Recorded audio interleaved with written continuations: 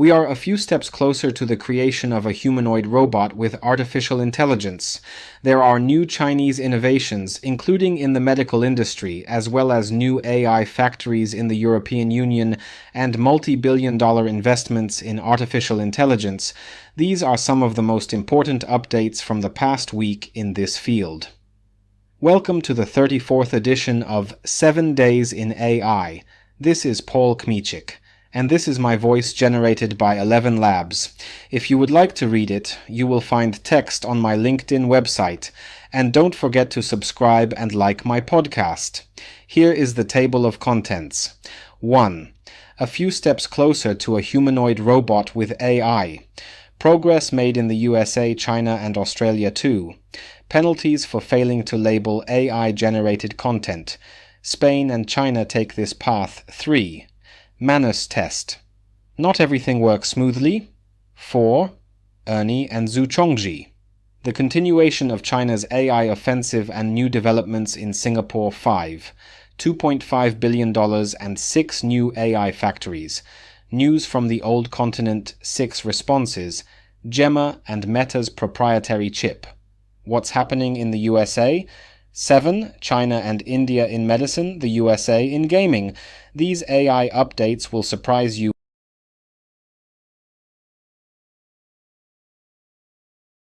1. A few steps closer to a humanoid robot with AI. Progress made in the USA, China, and Australia. Let's start with robotics and humanoid technology. Gemini Robotics. This is the name of 2 artificial intelligence models based on Gemini 2.0, which were introduced on DeepMind, Google's website, on Wednesday, March 12th. The creators explain that they serve as the foundation for a new generation of helpful robots. The first model, Gemini Robotics, is an advanced vision-language action model. It has an additional feature that enables direct control of robots. The second, Gemini Robotics ER, is a model with advanced spatial understanding. Meanwhile, the following day, according to China's Xinhua news agency, Beijing launched the world's first universal embodied artificial intelligence platform. It is expected to accelerate the integration of intelligent technologies with the real world, as well as the development of robotics, autonomous vehicles, and human-machine interaction. The platform, named Huisi Kaiwu, was developed by the Beijing Humanoid Robot Innovation Center. What does this phrase mean? Huisi translates to drawing thoughts, while Kaiwu means exploring things. The center's CEO emphasized that embodied artificial intelligence is still in its early development stages, and in Shenzhen, China, a humanoid robot running in a human-like manner reached a maximum speed of 12 kilometers per hour, according to the CGTN public television portal. Xinhua also reported on Thursday, March 13th, that a quadruped robot successfully climbed a steep 45-degree incline while carrying a 120-kilogram load. A video of this feat went viral on Chinese social media. The robot was created by Taishan Cultural Tourism Group. Meanwhile, in Nuremberg, Germany, a robotics conference began on Saturday, March 14th, as reported by Deutschland.de. It is also essential to mention synthetic biological intelligence. This was presented in early March by the Australian company Cortical Labs, and media began reporting on it last week. This is the world's first biological computer, called CL1, which combines human brain cells with silicon-based hardware. The engineers behind this project claim that CL1 learns so quickly and flexibly that it completely surpasses silicon-based AI systems used to train existing large language models, such as ChatGPT. CL1 is expected to be available in the second half of 2025.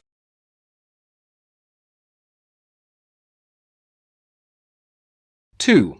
Penalties for failing to label AI-generated content. Spain and China take this path. The governments of China and Spain are cracking down on unlabeled AI-generated content. On Tuesday, March 11th, according to Reuters, the Spanish government approved a draft law imposing hefty fines on companies that use AI-generated content without properly labeling it as such. Meanwhile, China has also released a set of guidelines for labeling online content generated or created using artificial intelligence technologies, as reported by Xinhua News Agency on Saturday, March 14th. These guidelines are set to take effect on September 1st. The goal is to promote the healthy development of the AI sector and help Internet users identify false information.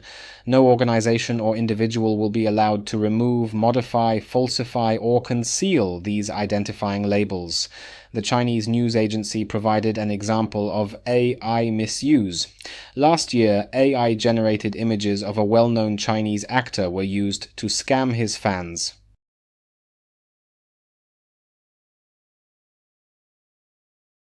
Three. Manus Test. Not everything works smoothly.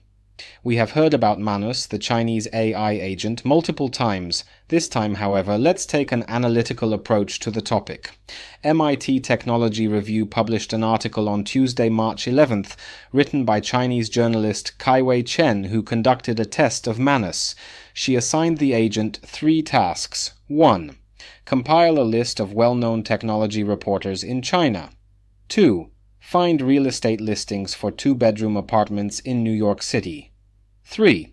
Nominate potential candidates for the Innovators Under 35 list, an annual ranking by MIT Technology Review, as described in the article. The first list of reporters contained only 5 names, and not all of them had significant works listed. When asked why, Manus explained that it had prioritized speed in completing the task. However, when corrected for errors, the agent did improve its results. For the second task, Manus initially interpreted vague requirements too literally, for example, completely excluding properties without a private terrace or balcony when asked to find places with some outdoor space. However, after further clarifications and instructions, it was able to create a broader and more useful list with a good final outcome. The third task was the most problematic. Although Manus divided the task into steps, such as analyzing past lists to understand selection criteria, devising a search strategy, compiling names, and ensuring diversity among nominees, it struggled.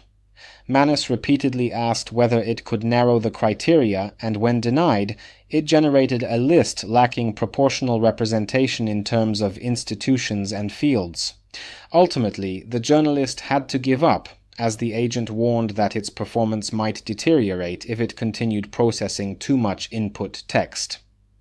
Manus seems best suited to analytical tasks that require extensive research on the open internet, but have a limited scope. In other words, it's best to stick to the sorts of things a skilled human intern could do during a day of work, wrote Kaiwei Chen. However, she added, not all smooth sailing. Manus can suffer from frequent crashes and system instability, and it may struggle when asked to process large chunks of text, she noted. On the topic of AI agents, it's also worth mentioning another concern.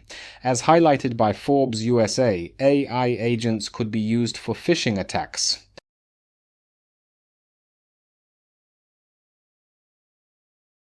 Four. Ernie and Zuchongzhi. The continuation of China's AI offensive and new developments in Singapore. Let's start with news from Sunday, March 16th. Chinese tech giant Baidu has announced 2 new AI models, including one focused on reasoning, which aims to rival DeepSeek, according to Reuters. These models are called Ernie. Ernie 4.5 is our latest foundation model and new generation native multimodal model. Plus, our AI chatbot Ernie Bot has now been made free to individual users ahead of schedule, Baidu wrote in a post on X. Both models are now freely accessible to all users via the Baidu website. According to the Chinese company, Ernie 4.5 easily understands internet memes and satirical cartoons. Another significant update from China is Zuchongzhi 3, a quantum processor introduced by Chinese scientists. According to their reports, it operates 1,000 trillion times faster than the world's most powerful classical supercomputer, as Forbes USA reported on Monday, March 10th. On the same day, Taiwanese company Foxconn announced that it had launched its first major language model and plans to leverage the technology to improve manufacturing processes and supply chain management, Reuters reported. The model, named FoxBrain, was trained using 120 NVIDIA GPUs and was completed in about 4 weeks, according to a statement from the manufacturer. Several leading Chinese universities also announced plans to increase enrollment in AI-related degree programs, Reuters reported on March 10th. Additionally, the agency revealed that SoftBank plans to convert Sharp's former LCD panel factory in Japan into a data center for AI agents. This could be an investment worth nearly $7 billion, with operations set to begin in 2026. Now, on to Singapore. Salesforce has announced plans to invest $1 billion in the country over the next 5 years, according to CNBC on Tuesday, March 11th. The goal is to accelerate Singapore's digital transformation. The next day, China's Xinhua news agency reported that Singaporean authorities issued a warning about fraud schemes involving AI-driven digital manipulation. Scammers use AI-generated media to impersonate high-ranking executives and mislead employees into transferring company funds. Meanwhile, on March 13th, Oracle announced the launch of its AI Center of Excellence in Singapore, according to the company's website. The center will provide training and support for organizations to test AI-based innovations. And now an interesting update from India. Infosys co-founder NR Narayana Murthy has warned against exaggerated claims about artificial intelligence in India, as reported by Business Standard on Wednesday, March 12th. He pointed out that many systems labeled as AI are, in reality, basic computer programs. It has become a fashion in India to talk of AI in everything. Ordinary programs are touted as AI, he said. Murthy emphasized that while automation may replace some roles, it also has the potential to create new industries and job opportunities.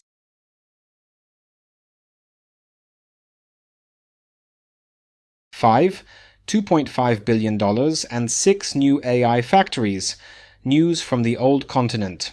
Let's begin the European updates with a large sum, $2.5 billion.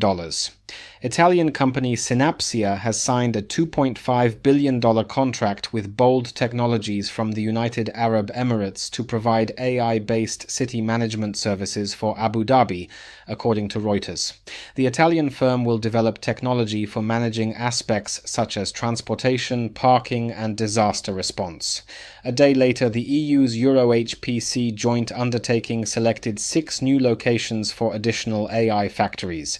The chosen countries are Austria, Bulgaria, France, Germany, Poland, and Slovenia. These will be added to 7 previously selected locations. In Poland, the Piast AI factory will be established in Poznań. According to the Polish Ministry of Digital Affairs, the project, led by the Poznań Supercomputing and Networking Center, will receive 200 million Polish zloty, 50 million euros, from the European Commission. This funding will be added to the 340 million Polish zloty already allocated by the Polish government for AI factory development. Each of these factories will function as a comprehensive center, providing AI startups, small and medium-sized enterprises, SMEs, and researchers with support in dataset development, access to high-performance computing resources, training, and technical expertise. Meanwhile, on March 11th, the European Commission published the 3rd draft of the Code of Practice for General AI Models. It covers aspects such as copyright and security issues. The final version of the code is expected to be ready by May.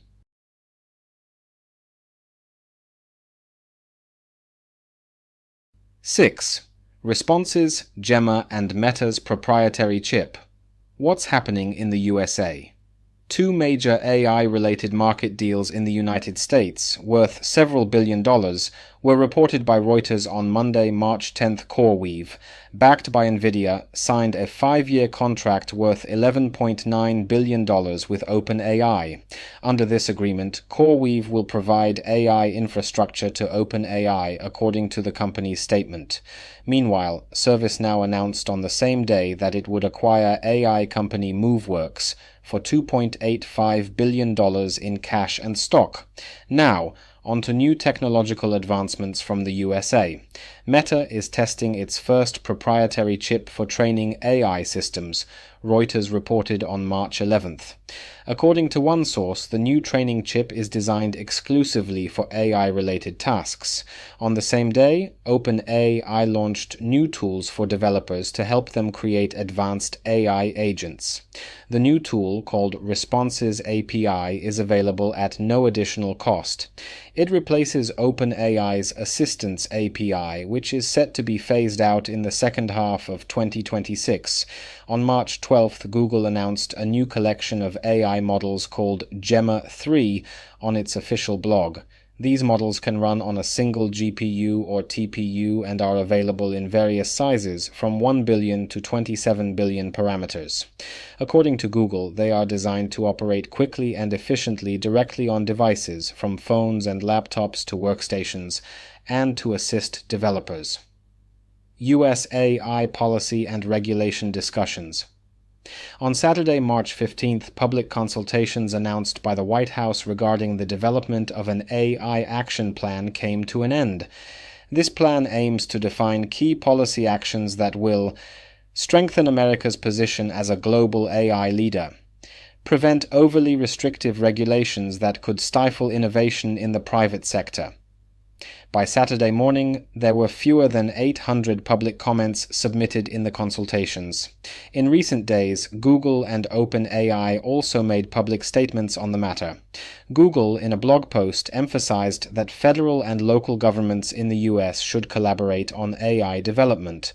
It also called for export controls on AI technologies, access to computing resources for US researchers, accelerating and modernizing AI adoption in public administration. OpenAI, in a similar statement on its website, highlighted the importance of copyright protection strategies and the need to prevent China from gaining dominance in AI development. And now, an interesting update from Africa. On Wednesday, March 12th, Capital Business reported that Microsoft held a major AI conference in Kenya to help the country strengthen its status as the Silicon Savannah of the continent. The event was part of Big Tech's global AI tour.